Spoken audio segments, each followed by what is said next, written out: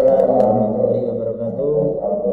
Kita semua, makasih untuk Pak Jelani dan juga Pak Kamu yang sudah hadir di pertemuan pada ini ya. Langsung saja kita mulai untuk materi kita pada pertemuan 9, di mana pada pertemuan 9 kali ini kita sudah memasuki pertemuan selesai. Jadi nanti di 5 pertemuan setelah selesai nanti kita akan membahas macam-macam kaitannya dengan bagaimana cara membuat chapter ya, termasuk nanti ada radiasi ya, termasuk juga ada cara melakukan parafrase, mungkin cara penerbitan buku dan lain sebagainya. Nanti di 2 pertemuan terakhir kita akan kita akan membahas tugas yang akan saya berikan nanti di buku kedua, lanjutan dari buku 1 yang sudah saya berikan di pertemuan sebelumnya. Baik, untuk materinya ya nanti saya coba akan share dulu, kita sambil saya minta untuk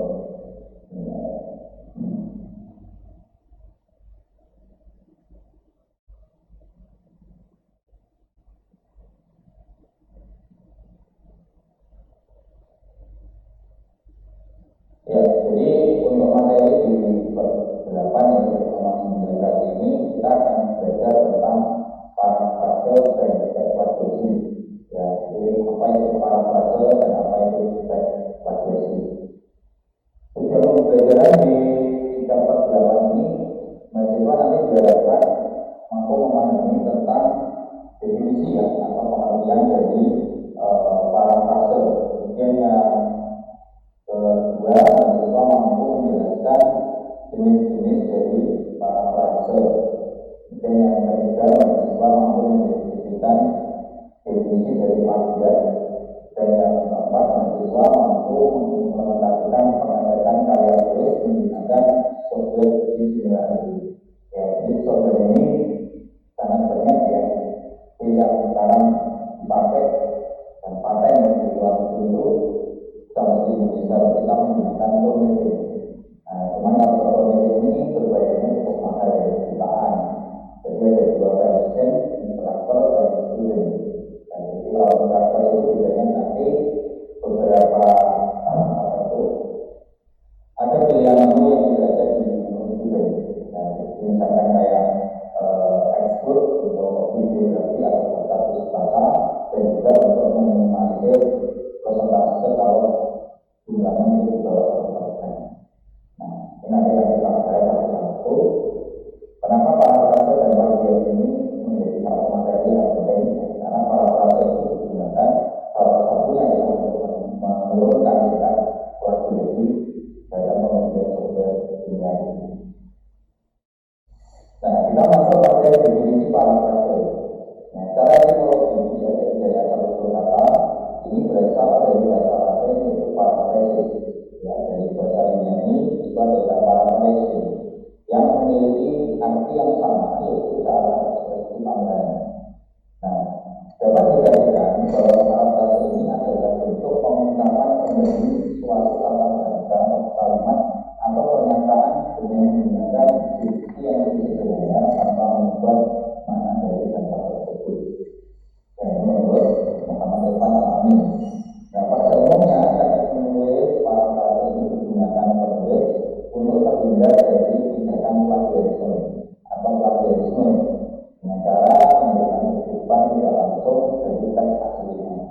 Nah, hal yang dilakukan oleh penulis yang menggunakan teknik parafrase ini merupakan sesuatu yang tidak melanggar hukum karena menulis ulang istilah tersebut dengan kalimatnya sendiri dan kita tetap menunjukkan rujukan referensi dari kalimat tersebut. Ya, jadi contohnya misalkan kalau saya menggunakan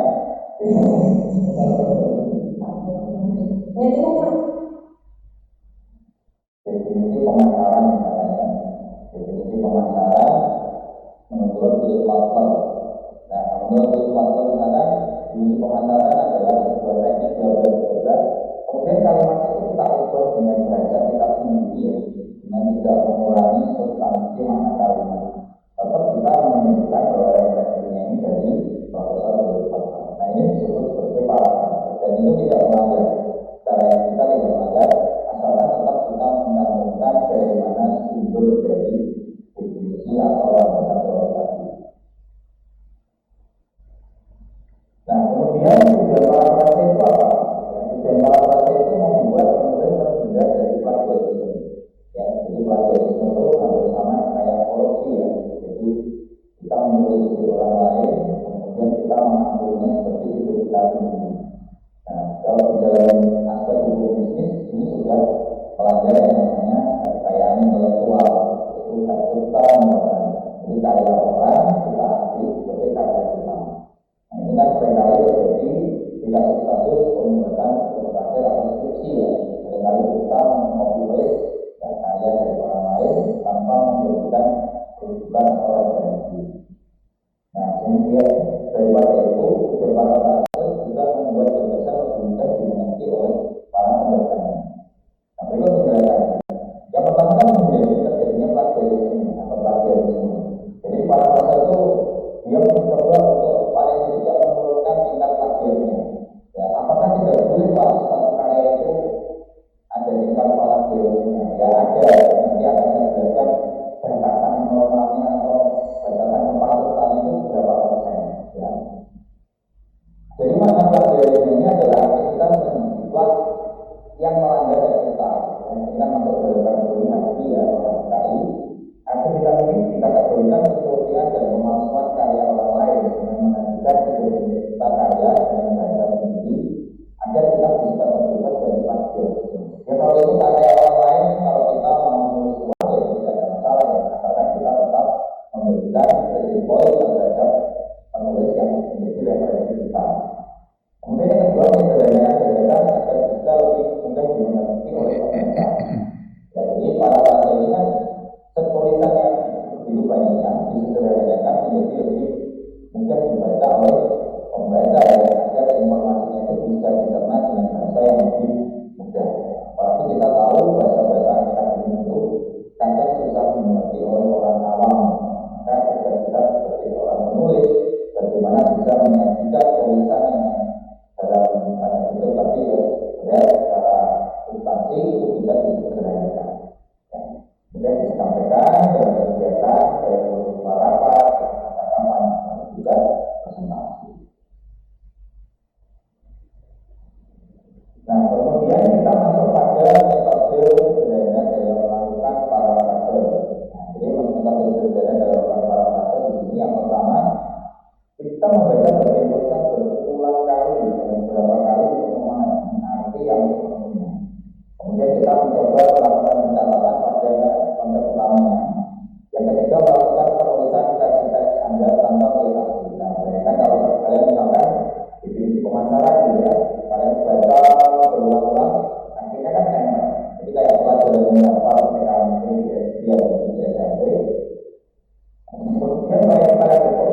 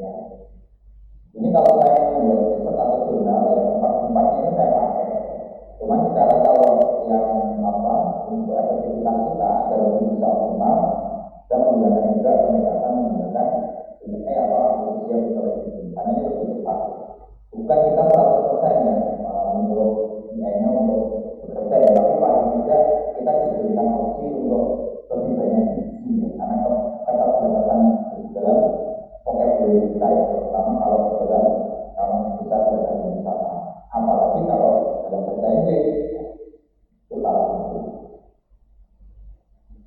Nah, parafrase berbahasa bahasa, jadi parafrase ini terjadi bila kita mengubah kata bahasa dalam teks, mulai dari kata benda, kata kerja, kata sifat, hingga kata keterangan. Nah, isinya pun masih tetap sama, tapi penulis hanya ingin menyampaikan dengan cara yang berbeda. Ya, coba kita lihat contohnya. Laki-laki ini berlari dengan cepat untuk melewati garis finish hingga akhirnya berhasil meraih kemenangan. Kita kira coba parafrase ya. Laki-laki cepat itu sukses untuk meraih kemenangan setelah berusaha cepat mungkin mencapai finish. Nah, coba kalau kita lihat dari dua kalimat ini sebenarnya secara maknanya kan hampir sama ya. Jadi ini menunjukkan bahwa ada seorang laki-laki dia bisa menang setelah melewati garis finish dengan cepat. Kita sudah lagi mengatakan. Jadi intinya itu sama. Ya, cuma bagaimana cara kita menyampaikan itulah yang berbeda. Dan nanti dalam software ya, ini akan dibaca menjadi kalimat yang berbeda. Ya, karena biasanya mengubah dari aktif ke pasif atau dari pasif ke aktif. Nah, ini cara pertama. Ini mengubah tata bahasa di dalam teksnya. Nah, yang kedua, parafrase perubahan bentuk kalimat. Nah, perubahan bentuk kalimat ini terjadi apabila penulis ingin merubah bentuk kalimat dari bacaan sebelumnya. Misalnya ya, kalimat pasif diubah menjadi kalimat aktif, tapi masih punya memiliki makna yang sama. Tujuannya apa? Mencerminkan interpretasi seseorang yang membuatnya terhadap bacaan aslinya atau teks asli. Misalkan contohnya di sini. Selama kegiatan publik berlangsung, beberapa orang memiliki niat baik untuk memutuskan mengadopsi anak anjing yang terlantar. Ya.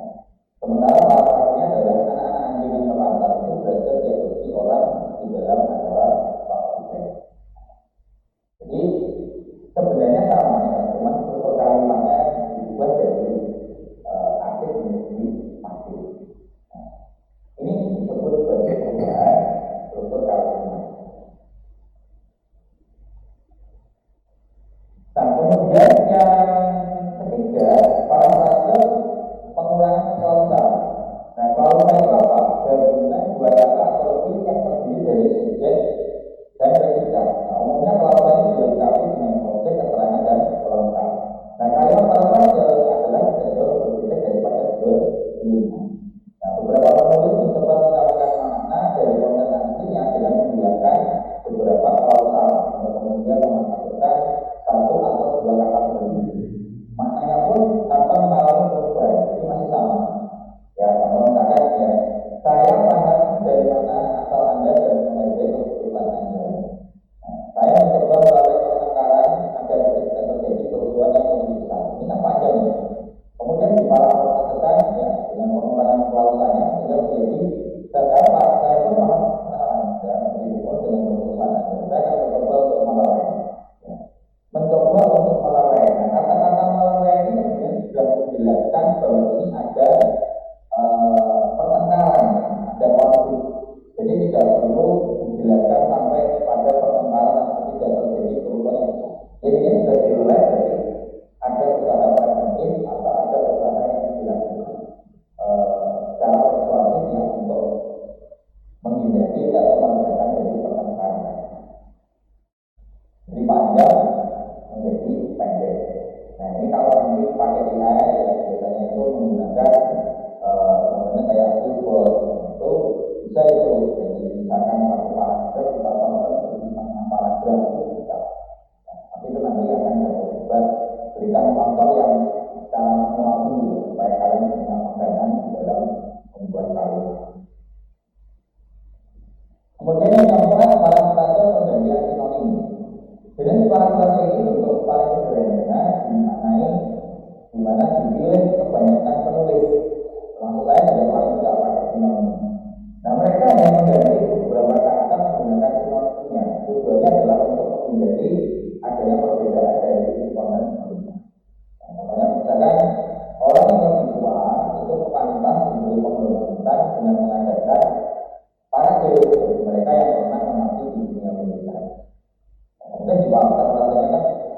Simpel ya. Warga senior ini mereka untuk memperhalus kata yang spiritual. Warga senior pantas untuk mendapatkan penghormatan untuk melakukan pawai bagi para veteran. Jadi orang yang dulu bekerja di militer dan berformat tugas itu disebut juga veteran. Kemudian teknik menulis efektif dalam melakukan parafrase. Ini ada 6 teknik ya. Baca kembali teks sumber Anda sampai Anda benar-benar memahami teks. Kemudian yang kedua adalah penangkapan. Itu lagi dalam tulisan kertas. Kalau sekarang ini bisa menggunakan Microsoft Word ya, tinggal diketik saja software-nya. Kemudian beberapa kata dan beberapa frase, ketika menjadi cara Anda memahami naskah itu. Di atas satu catatan tadi tuliskan keyword atau kata kunci yang menunjukkan fungsi atau tema parafrase. Kemudian yang keempat, bandingkan tulisan parafrase tadi dengan naskah aslinya. Apakah semua gagasan, ya, terutama gagasan yang penting tercantum sudah masuk dalam si parafrase. Gunakan tanda petik untuk mengidentifikasi istilah khusus, terminologi atau frase yang Anda pinjam dari naskah asli dan yang Anda ambil dengan kaki. Jadi nggak boleh ya 100% itu harus berbeda sekali ya. Pasti ada beberapa kata. Nah, cuma susunan kata yang nanti akan dibaca oleh software ujinya ini itu akan berbeda-beda. Tergantung kita bagaimana cara melakukan penulisan kunci kalimat dari parafrase tadi. Kemudian yang keenam, tuliskan sumber ya, termasuk halaman pada catatan Anda sehingga Anda lebih mudah lagi untuk menuliskan sumber pustaka. Nah, kalau lebih mudah maka gunakan software ini yang kemarin sudah saya berikan ya, sudah saya install. Nah, ini salah satunya nanti bisa berguna juga ketika nanti kalian menulis yang akhir atau skripsi. Nah, karena parafrase ya, kalau di beberapa kampus ya itu mewajibkan untuk tugas akhir atau skripsi itu plagiatnya harus ada di dalam presentasi atau jadi belum bisa dilanjutkan sampai dia ujian penggunaan hasil ya, kalau hasilnya itu masih tinggi sekali plagiatnya. Ya. Dan ini kan coba untuk memberikan edukasi kepada para mahasiswa agar kalau kita ingin membuat karya yang baik ya, berusaha kita menjadi peneliti atau penulis yang baik kuat dan kita mengambil sesuatu dari orang lain. Baik, tadi kita sudah bahas parafrase. Sekarang kita masuk pada definisi plagiat. Nah, plagiat ini adalah upaya mempublikasi gagasan atau ekspresi orang lain secara tidak sah. Sementara gagasan itu kita anggap sebagai karya kita sendiri. Nah, ini masuk ke kategori penipuan, pembulian, dan pembohongan. Kemudian plagiat menurut Permendiknas nomor 17 tahun 2020 didefinisikan perbuatan secara sengaja atau tidak sengaja dalam memperoleh atau mencoba memperoleh kredit atau nilai sebuah karya ilmiah dengan mengutip bagian atau seluruh dan atau karya pihak orang lain yang diakui sebagai karya ilmiahnya tanpa menyatakan sumber secara tepat dan memadai.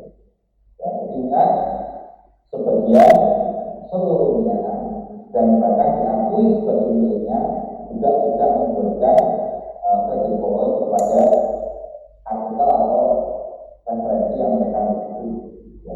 Ini juga berlaku ada yang namanya self plagiarism. Nah, ini mungkin belum banyak yang tahu ya. Self plagiarism itu apa? Self plagiarism itu misalkan ya, saya menulis sebuah teori